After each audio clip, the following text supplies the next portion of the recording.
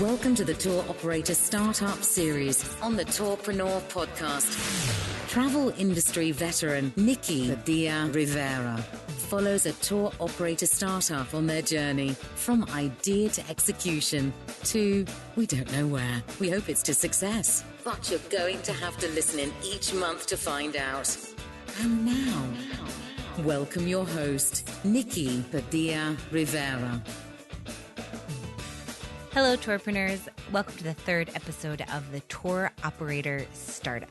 We've been following Ripley and Sita for 3 months now as they start up their business, She Shapes History, down in Canberra, Australia. And this month is very exciting as they've officially launched, including 2 sold-out tours with people they didn't even know. Very exciting stuff.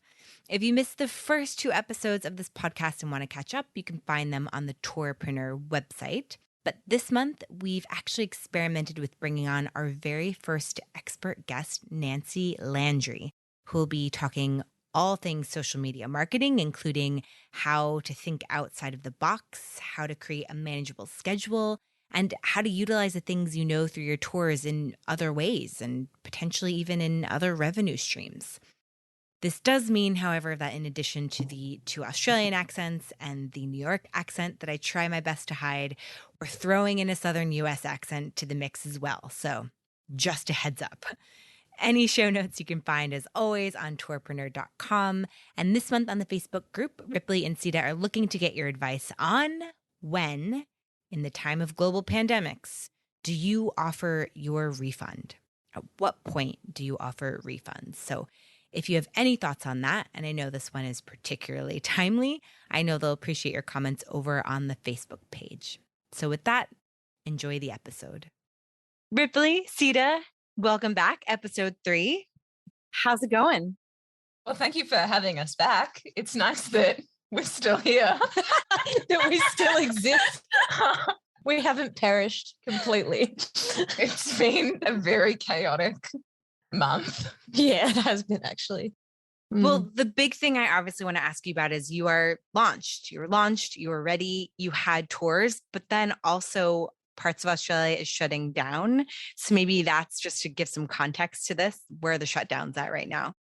Everywhere but Canberra is shut down. We're like an island surrounded by COVID. Yeah. It's slightly stressful. Does that mean that things are open, or is everyone sort of kind of like covering and waiting?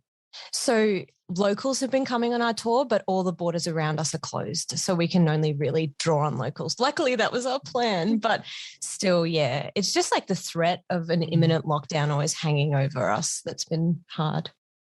Just up levels you by a little bit. Yeah. Someone said to me the other day, "Oh, you picked the worst time to start a tourism business." I'm like, oh, thanks.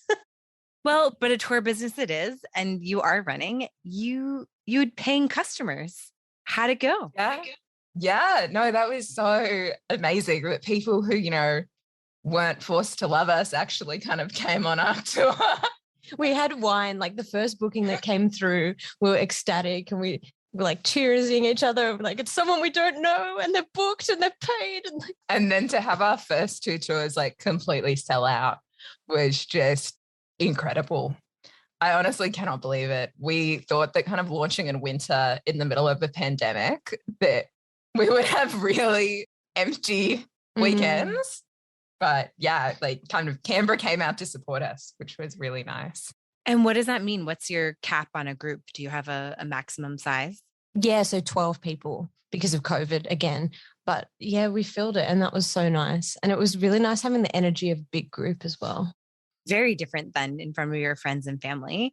And I know in the last episode, we had spoken on how your test tours went, and it seemed like there were a lot of things you wanted to fine tune. Did you feel like you had enough time to sort of revamp and rework what didn't necessarily work the first time around? We changed it a lot and we're so glad. And I'm so glad that we had the humility to just admit to ourselves what wasn't working and just kind of go, yep, that needs to go, that can stay.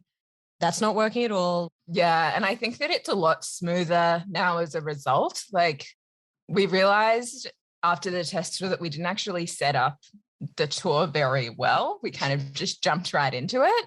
as opposed to really kind of like hyping people up and saying kind of this is why we're delivering this tour here. Because the thing about our tour is because there is only one monument to women in the National Triangle, which is the site where we deliver tours. It's really about, reclaiming the landscape, but you can't see that as clearly. And we really needed to set that up, and we just didn't on the test tour, which added to this whole kind of frazzled mess that it ended up being. But like the actual tours have been so much smoother, and each is getting like better as well, which has been great. That's so important. And it's funny because I feel like last time we talked about the ending also, like the importance of the ending, but the beginning is that other really important part. There is this rule called the peak end rule, and it says it's like scientifically proven. It shows that people remember very specific moments from a duration of time. So be that a day, be that a year, be that a vacation, be that a lifetime, right? You're not going to remember every single moment. And the peak end rule showed that what people remember are transitions, which is the beginning and the ending, and highlights, or the opposite of highlights, right? And those are the things. So people will judge an entire experience based on those. And what I actually really love about that is, tours, things go wrong all the time on tours, right? Tours do not run perfectly, but you can get your beginning and ending down pretty well and pretty formulaic. So if you just have those solid in, I always like to say, like, no matter what, you could have a terrible tour. Like the weather can be terrible. There could be a really annoying guest, but if you nail that beginning and ending, people will actually go home and be like, oh, that was a great tour. No, that takes the pressure off as well. Like at some point, this bird just walked in on one of our stops and screamed at us and just interrupted the entire stop. The guests were trying to shoo it away and they were trying to help us. And it was just the most awkward thing. So yeah, we get like the beginning and the end have been good, but the middle, oh, what a journey. But even with our like end, we're still kind of, fine tuning how to end like strong, because we end with like a kind of a call to action. But it's been difficult. And you can see on people's faces, like some people by the end, because at the end we talk about how to build a statue, and the call to action is like, we need more monuments to women in the landscape and we need to see ourselves in the landscape. And some guests have got that and they've already started talking to us about it before we get to the last stop. Other people completely taken by surprise, didn't see it coming. So that's been really interesting as well. I guess my first thought is I imagine you'll just continue to tweak, and that's probably not a bad thing. Yeah, I think that's kind of what's been happening, where we'll both have lots of ideas afterwards. Like this weekend, so the previous weekend, we kind of co-delivered all of the stories and found that didn't always work really well. Like when it worked really well. But when it didn't work, it was like, yikes, you can tell. So for this weekend, we kind of delivered really had a clear separation of who was doing what. And it was a lot smoother. And because we were both able to kind of see how the other person delivered these stories, I think we both came away with like lots of thoughts about how we could improve. We've had to kind of set clear boundaries about saying right after the tour, we're not going to give that feedback. We're just going to kind of, go, yeah, this was a really great tour. We can discuss this kind of later in the week. Between the two of you. Yeah, which is something that I probably don't do as naturally. I'm more like, we have a problem, let's fix it now. Whereas Ripley's really good at saying, no, we should just sit in the moment and really enjoy like this great tour that people loved, instead of jumping to fix it immediately. I think that's great advice. What about from your guests? Are you collecting any casual feedback, or are you having them write reviews? Yeah, so we've actually got our first lot of reviews, which is super exciting.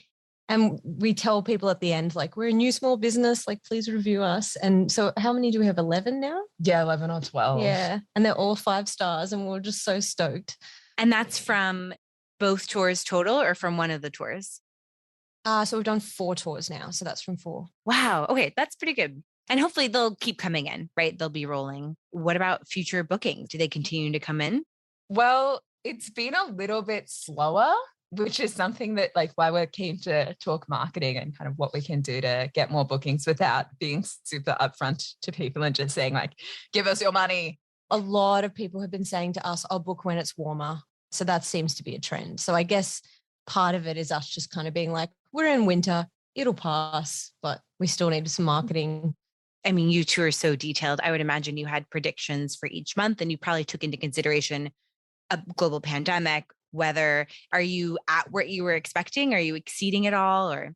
Well, we had planned to do more tours each week and we kind of stripped it back a lot when we realized it was actually after your kind of question about would we be prepared for success? It actually came because that's not something that we had talked about.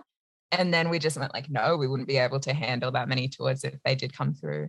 So we scaled back a lot in terms of how much we were offering so we could really refine and had enough time to just emotionally like recover after each tour. Because it can be quite draining, I think, especially at the beginning when you're still learning.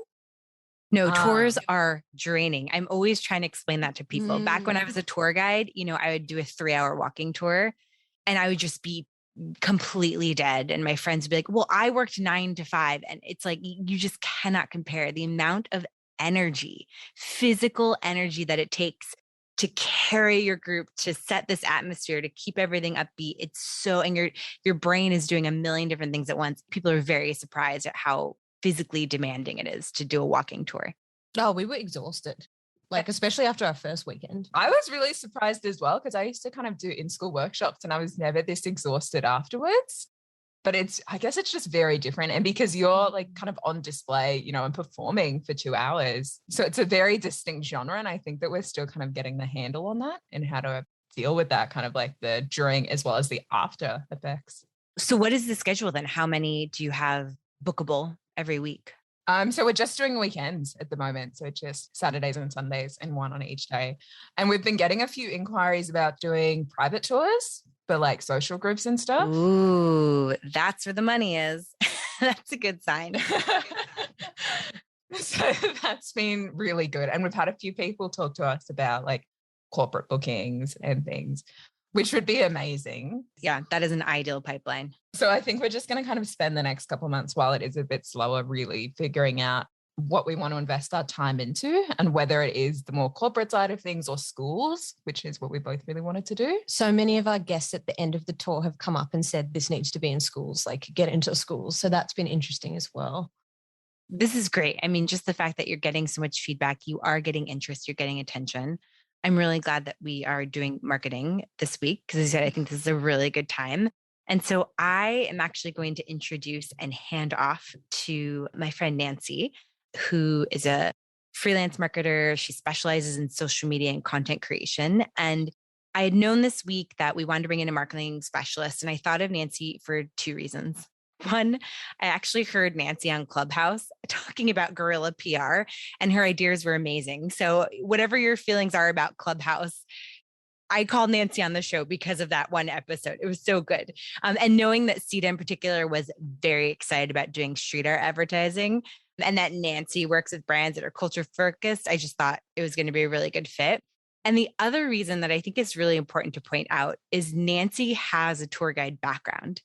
And a lot of tourpreneurs started out as tour guides. It's very common, not so much marketers. Nancy was a walking tour guide, a step-on guide, even a carriage driver with one of New Orleans' oldest and largest tour companies. So I just think that gives her a really great hands-on experience that she then took into her marketing career. So Nancy. What an honor to be here with everyone today. It just feels like even though there's a pandemic happening, it feels like a very badass moment. Yeah, we feel pretty badass. And Nikki's pretty badass. I've checked out your website and I've checked out your tours and I've checked out your social media. And I would love to hear about what your plans are for marketing, like what you really want to focus on. And then I'll give you my best advice.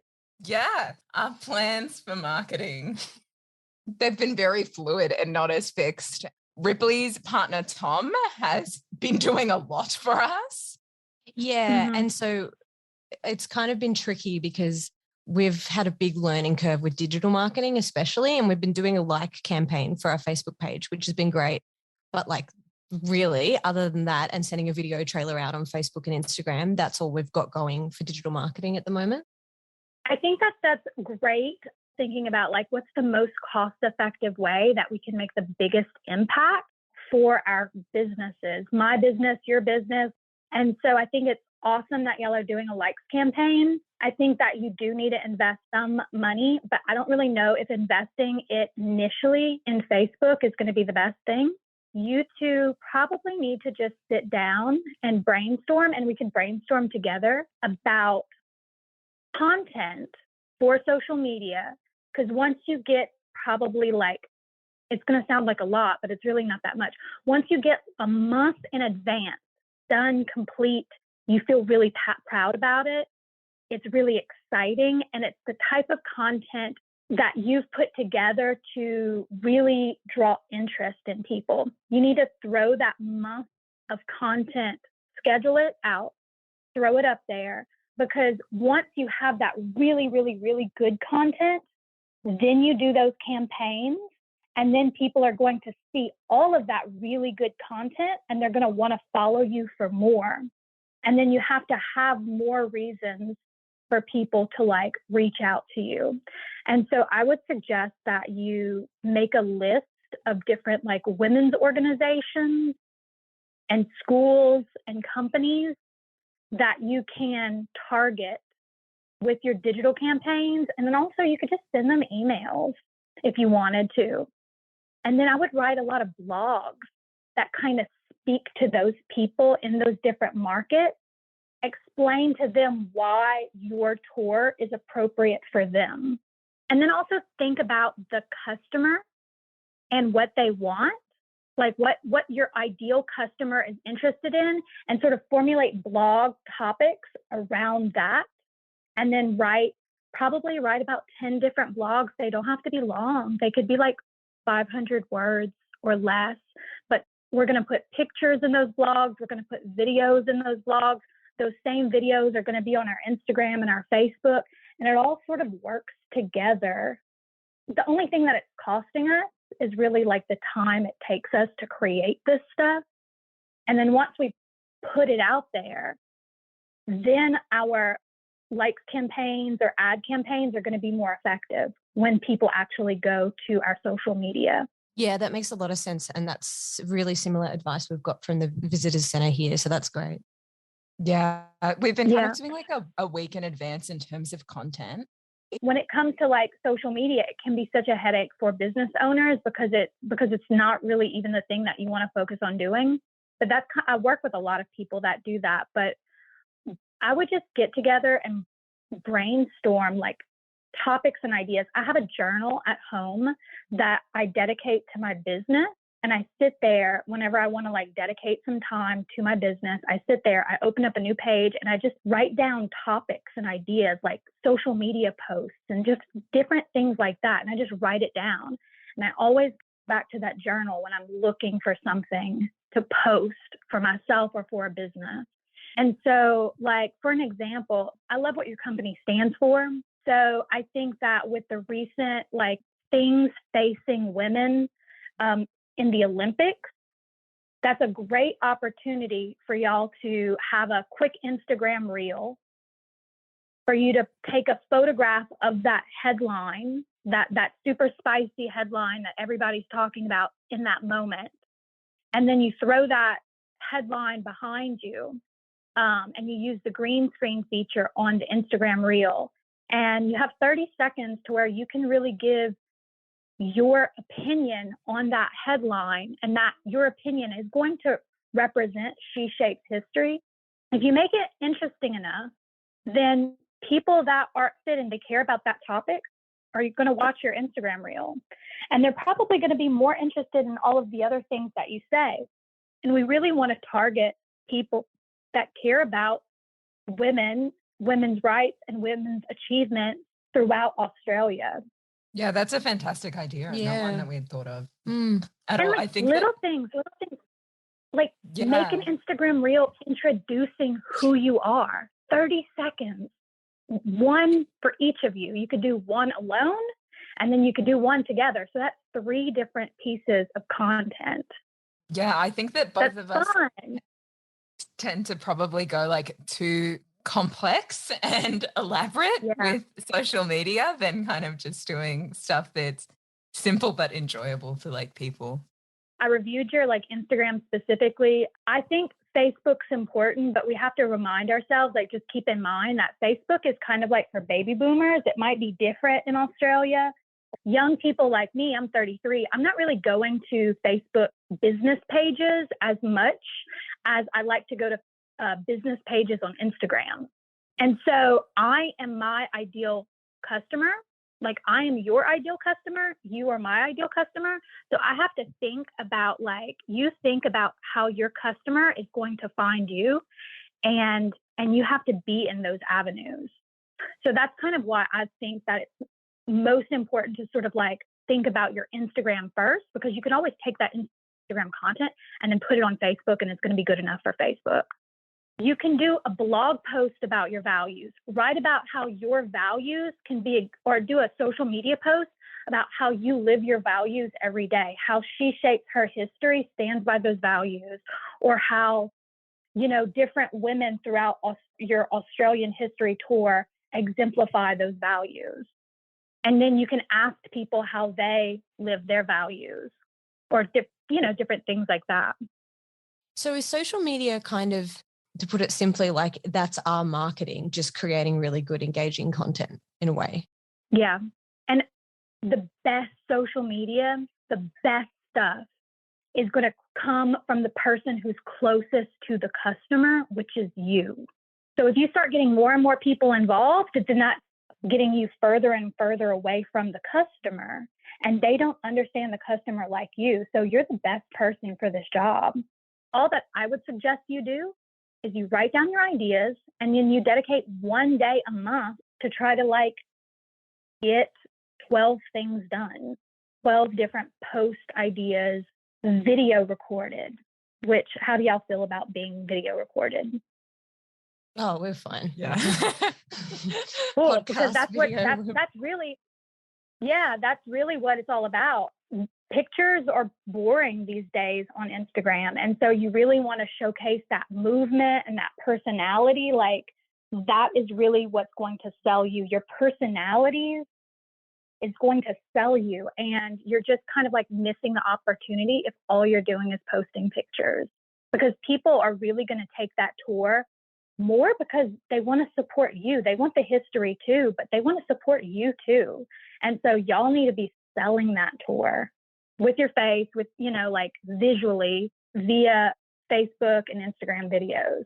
I would say y'all could do like a handful of long form videos on YouTube. That would be great. A lot of short form videos on Facebook and YouTube, lots of blogs, just really doing all of that yourself, coming from the heart, and then pairing it up with those paid strategies, or paying Instagram or paying Facebook to kind of get more eyeballs on your business. But you want to focus on creating content that is shareable, that makes people want to share it, send it to their friends, share it to their stories, that they want to save it so they can go back and look at it later.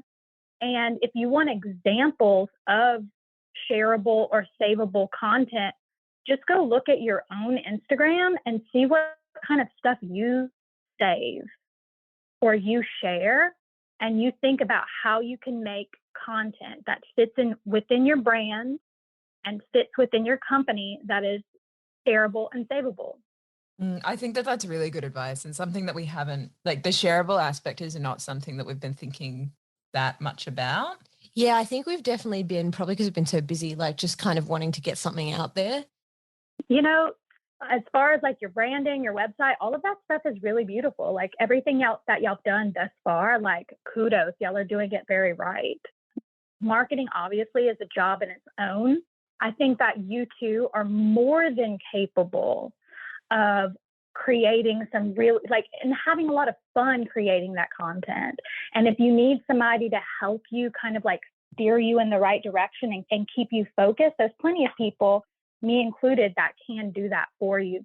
So to where you're still creating the content, but you have other people that are like sort of the experts that are telling you, like, you know what, out of these 10 ideas that you presented to me, I think that these 5 are the posts that you need to make, and don't worry about the rest. It's kind of good because like we just want to share our city with people. So if we think of it in that respect, I think we could do it pretty naturally. Have you ever thought about doing lectures for corporate accounts or schools, but virtually? So like virtual teaching your message and your tour, but without leaving their home? Oh, we haven't thought about it virtually, but definitely in person. But that's a good point. Like maybe we should think about that. Yeah, I think we've definitely been focused on the in-person aspect, which is crazy given we're still in a pandemic. Yes. So we didn't really consider that. There's a great company in America that does, they do virtual tours, but they kind of sell these virtual tours to companies to teach diversity and different like important messages that sometimes I guess maybe the HR director doesn't want to touch on. So they bring in the expert to give that special teaching and that training to sort of promote those ideals and their value within their companies. And so, it's big companies that are paying for this sort of stuff. And so I'm sure that there's plenty of people in Australia that has that same need to want to promote inclusivity, gender, queerness, whatever, just humanity in their workplace. And so they bring in you two experts, be the experts on women's history in your particular area, but you can even kind of expand it to all of Australia if you wanted. And that would just be like something that you can include Monday through Friday when you're not giving tours. That's really interesting that they're going to like a tourism company for that, because it really didn't cross our mind to do kind of that sort of almost like inclusivity training through this. Mm-hmm. Yep. I'm sure you can do that for schools as well. Like, I understand that your tours are going to be on the weekends. And as things open up, if you want to include them like Monday through Friday, absolutely do that, especially if your area is popular for that. But if you want to get money for She Shapes History, when you're not giving actual physical walking tours, there's so many opportunities that you can really think about of how you can present the same message and the same tour information and then sell it to companies, because there's so many different companies that have money set aside specifically for those types of training. Giving it to women-owned businesses or minority-owned businesses is even a better thing for those companies. That's a really good idea. Gosh. Yeah, not something that we thought of at all, but yeah, kind of like right up our alley. Yeah, I think there's potential there, definitely. It's so interesting hearing this because we're talking about so many different facets of this business. And is there any sort of balance that you would recommend between all these different stories? So it's like the story of the brand in like the vision, like this was started as a reaction of how they could help the plight of women in Australia. Then there's the facet of Sita and Ripley themselves and how they fit into it and their connection to it. Then there's the actual tour, right? Which is a piece of it. Then there's the facet of the stories of the women on this tour. Like, I feel like there's so many different facets and stories. Like, is that too much to cover all of them? Should they narrow it down? Or is that a good thing to have all these different areas? I think it's great. It is very overwhelming a lot of times, but sometimes people can't think of one thing for them to focus on. And so when you are looking at a calendar, you might want to look at something and say, like, this month, we are going to focus on values. Next month, we're going to focus on our story. And then you just kind of like live in your values for the month. By doing that, you're kind of setting up the foundation. I always kind of think of it because I work with a lot of like new businesses, and they don't have, like, if they have something on their social media, it's bad. And so we have to set up the foundation for when customers come to their business and they see their Instagrams or they see their social medias, that we're actually giving them some value, that it's either entertaining or it's informative, that's really going to help them. And so I try to focus on one thing per month that we're really going to go for. And then it kind of makes it easier, because when you live in your values for a month, then it's going to be really great content that you're creating. And then you could just move on and do other things. When it comes to focusing your time, you definitely want to always be focused on how you can keep your business going, especially in this moment, And so I think that now that you have your tour established, that you need to sort of now get that foundation of principles out with your marketing by setting up month by month. And when you batch your content all in one day and you schedule it in another day, boom, and you're done, and you can take a few weeks off until you have to do this all again, then you get really excited about the content that you're seeing. And then you could take some of that other free time and then you could put it towards trying to grow a new aspect of your business if that's of interest to you. Because I think that in this kind of time frame, if we're not sort of experimenting and seeing if there's a possibility for us to get money from home virtually, then we are missing out on that with this whole environment that we're going through, especially in Australia. Like, that's what's crazy out there. Like, we really need to also think about, like, how can we also position ourselves to give experience to people, for the people that wish they could give us their money, because we want to take that money, but let's give this experience to them in a different sort of way. And you might put a little bit of time towards building that experience. I think that it's worth the risk to try to do that, especially right now. Yeah, and I think it could be a great way to COVID-proof our business if we were to go into lockdown. So that is a very good idea. Yeah, your whole thing about like kind of themed months, though, is just not something that we'd thought of at all. Like, that's such good advice. Yeah, that's really cool. Yeah, I've taken so many notes. Like, oh my God, I feel like we should be paying you or something. Ideally, you want to kind of like batch your content or theme your month around something that is strategic, that's going to, say it's a holiday or it's big tourism season or hooray, no masks, or I don't know, like you just kind of want to like make it strategically to where it works towards a goal. But at this moment, I think that this is the opportunity to just start laying down that foundation. Like, who is She Shapes History? Like, we want to get to know who you are. This is really how I think of a lot of businesses. Is I live in New Orleans. We walk around Jackson Square. It's like this historic part of the city. And there's all of these artists that sell their artwork along the fence. And you may see a piece of art and you might say, oh, that's nice. But then when you meet the artist and you really like the artist, you're now going to buy the artwork because you like that artist and you like felt connected to that artist. And then now I'm more inclined to give my money to that artist because I know directly where my money's going. And so I think of all businesses like that basic transaction. Like, I try to be very intentional with my money, and I know I'm not the only one.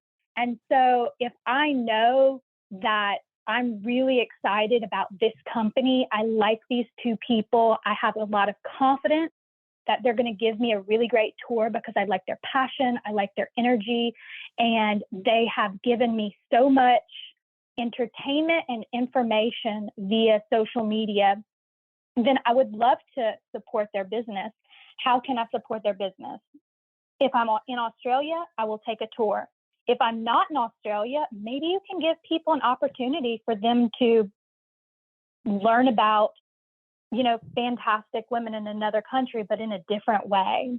But I would definitely focus it towards like Girl Scout groups in Australia and women's organizations and different things like that first, because I feel that those would be the easiest organizations to sort of become like your first time having your first sort of big client. Do Girl Scouts exist in Australia? No, they're extinct. We have Girl Guides, No, and we also do have Scouts. No, we do. Which women can join. It's co-ed. The Australian sense of humor is a slippery thing. People could just go away and think we don't support, young women learning practical skills. No, we're just letting up. Well, actually, on that note of partnerships, Nancy, probably useful for you to know is they had such amazing success in just reaching out to local institutions and organizations and historical societies even, right? Like, is there a way that they can leverage those relationships in building content? I know whether it's like getting extra special content from these institutions or whether it's them doing takeovers or things, like I would imagine that could work both ways. Absolutely. Anytime you can do something at a location that you know that they have an active social media and they're going to share the thing that you're doing, you definitely want to do that. So I would scout out the areas that are in your area that you could make partnerships with that have the best social media following, that have people that follow them that are also interested in you, like a museum. And I would see about how I can partner with them for, I don't know, like you can just, for any sort of like installation, you can give a presentation there. Say they might do a lecture series once a month at the museum. Well, you can be the person that does the lecture series in November. And you can do it all on a specific topic that is associated with your tour. Or if you wanted to do something that's a little bit different, but that still works in support with your tour, absolutely do that. And then I would also reach out to like the Chamber of Events or any sort of organizational ideas, and then talk about, I would have a lecture, like a 1 hour sort of motivational lecture about values, you know, and how our generation and this current climate of people across the world really care more about businesses with values now more than ever, which is why you've started your business founded on that message, and how you can then be sharing your story and your experience to inspire other businesses to sort of share their story and their experience and stand by their values as well. It's sort of a way of you kind of teaching other people, or you just being a example for them to sort of be inspired by. But definitely try to get as many speaking engagements as you absolutely can in your area. And yeah, and it's always great to just do little pop-up things, like show up to your coffee shop, maybe print out some cool posters. Posters are super cheap. Do some cool artwork, throw a picture of your, you know, awesome woman on it, do an awesome quote on it, write She Shapes History on the side, and then go give away like posters, like show what they look like framed, and just sort of like go to a coffee shop and see what that does for you. Maybe it'll get people to like your Instagram. Maybe you can just talk to people about your business. But little things like that don't cost a lot of money that people would probably like. How quirky is too quirky? Because a lot of our ideas, like we wanted to reenact historical moments in costumes. Like, you know, like we have a lot of ideas. Yeah, I think that we end up in a bit of an echo chamber. Like we have a huge kind of folder on Trello where we just put all our ideas, and some of them are a lot more like batshit insane than others. I would say that maybe you experiment with having one batshit insane content month where you just where you have fun and you do it because you are wanting to like live out those stories, and you're going to have fun doing it. Do it well. Make sure you do it well, which I know you will, and then see what it does. It's done in a month and you're on to focusing on other things. But guess what? The thing is that you're never going to know if that stuff isn't going to work unless you do it. And I am the kind of person that loves the batshit crazy insane stuff because that's the stuff that we watch. That's like the viral stuff. I'm always searching online to like Drunk History is based on that. So I love learning about history and different things like that. And so if I come across an account that's really fun and they teach history in a really good way that kind of teaches me or entertains me, that's the two reasons why people are going to go to you, is they want to be entertained or they want to be informed. And you're trying to do both. You're trying to like teach them something. You're trying to give them a very good tour experience, but it's social media. We have to entertain them too. And y'all are going to be very good at doing that. So I say do it. Oh, that's music to our ears. Yeah. What if we did a podcast? Is that something that feeds into a social media strategy, or is that something that sits a bit more separate? If you're going to go forward with content, I think that you absolutely should do a podcast. I think you should absolutely figure out a way. How can you get people's emails on your website? So maybe that's giving away a free map or a free guide or some free information that they can download from your website once they go to your website and put in an email. So you need to collect lots of emails. You have that podcast, and I think that you should also do a few YouTube videos and see how that works for y'all. And then do all of that sort of stuff together as one big giant pool, but it's all focused on very specific content. So you can talk about in your podcast how they can go onto your Instagram and they can find you here. And once you're on your Instagram, people can go and they can watch those 20-minute videos that you make on YouTube where you really dive in deep and you talk about different things. Those can be very easy to make and lots of people will watch them. So I definitely think going forth and doing all of it, I definitely think you should. I know you haven't been able to see them, Nancy, but I just see them nodding their heads emphatically at each other and like writing down notes. So you were either the best choice or you were the worst choice because you've enabled all of these crazy ideas that they're going to put all their time into. Time will tell. Time will tell. Nancy, how can people find you?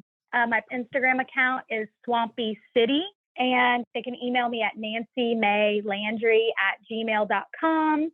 Thank you so much, Nancy, for your time and all your advice. Sita Ripley, I'm curious, as I said, watching you take a million notes, like top 2 things that you are either really excited to do or that you think, oh yeah, we could do that. Well, I think the thing that really stood out to me is actually kind of like having almost themed months where you focus on one thing. And so you can experiment and see what works and what doesn't. And also really spend like developing our content a month in advance, which, because I think it's been quite on the fly for us. Like we'll be kind of, drafting captions together after a tour, and which it takes a lot of time to do it. And when you're in kind of an interesting headspace as well. I love the values-led stuff. I think we'll have more passion if we come at it from that angle rather than like how are we trying to sell the business or present the business. So yeah, that was a standout for me. Yeah, but the whole thing, like I have kind of like 6 pages of notes. I got a lot from that, and I think we've got tons to discuss. Like there was just so much. Gosh, what a wealth of knowledge. Yeah, wow, that's so impressive. Yeah. And just things that I think that we had spoken about at some point or another, like the speaking gigs was something that we had spoken about. I probably hadn't taken it as seriously as Ripley had as an option, but this made me go, oh yeah, that is something we should probably look more seriously into. So I guess it's nice to just have an external person as well who knows their shit in the space. Not that you don't know your shit in the space. Well, I would imagine you need a tiebreaker, practically speaking. Like we've talked in past episodes, right, about how wonderful it is to have a partnership. But then I would imagine when you disagree on something, that's kind of the answer of a third person coming in and giving an opinion. Can I just say on third people coming in, giving an opinion, everyone on the tour has loved the water. Just an update that eco-friendly water. That resolved our debate. And people have been coming up to me and being like, this is so wonderful. And I'm just like, yes. And I'm like, vindication. Yes, it is. Oh, that is amazing. I think that should be a regular feature on this podcast that we'll keep checking in on the water, both the cost to your business, but also the customer satisfaction. Well, okay, as we finish it off, our 3rd episode, what's coming up? What's the big things in the next month that you're looking forward to or that you're a little nervous about? I guess it's kind of refining to a content even further. Like after this weekend, we've got a few ideas about how to refine it. I think really working on getting our social media down. And as Nancy said, kind of laying those foundations. And because that's just not how we've been thinking about social media. Like we have not been thinking about it as the foundations of our business, and setting that up now as we are starting our business to say, this is who we are. Yeah, we've kind of almost shied away from that and just given people our personality full front without even just introducing it. So that'll be good. We also want to start looking at kind of more media and like guest blogging. And yeah, we had thought that we would guest blog as opposed to having our own blog, but listening to Nancy, I think has made us go, yeah, it is important to have our own blog. So yeah, just I guess A lot of work. yeah. In summary. But I think everyone in this space probably has, yeah. Yeah. And I think Nancy said it. It's your tour guides. You are the marketers. You are the salespeople. You are everything. When you are a tourpreneur, you are everything. And it is hard, but I don't know. I think we come out as well-rounded people on the other side. It's fun to learn so many different things. That's kind of been a joy. Like as much as it's been a labor of love, it's kind of pretty fun. Yeah, I've been really surprised by how much I've been enjoying social media after going from someone who avoided it for years and made people communicate through email with me to actually enjoying it. So that's been great. We'll probably also spend this month trying to get across our finances. Oh yeah. That's for a future episode. But that's been an adventure and a half. Yeah. What happens when you don't have an accounting background? Everyone listening to this who is a tourpreneur / accountant, please reach out. We'd love to have you as a guest on a future episode. That would be super helpful. An Australian accountant who knows our laws. If we're putting our wishes into the universe. Well, thank you both again. You've made it another month. Yeah, we're excited. We kind of can't believe we're already 3 months in. Yeah, it goes so fast. Oh my God. And Right. thanks, Nancy. That was amazing. Yeah, and Nikki, as always, you're such a pleasure. We'll see everyone next month. Thanks for listening to the Tourpreneur podcast. Be sure to visit tourpreneur.com to join the conversation and access the show notes, including links to the resources mentioned on today's episode. This is Tourpreneur. Is it the same bird? Just out of I curiosity. reckon this bird just hates kind of women and non-binary people. And walking tours, And maybe. walking It's an anti-walking tour bird.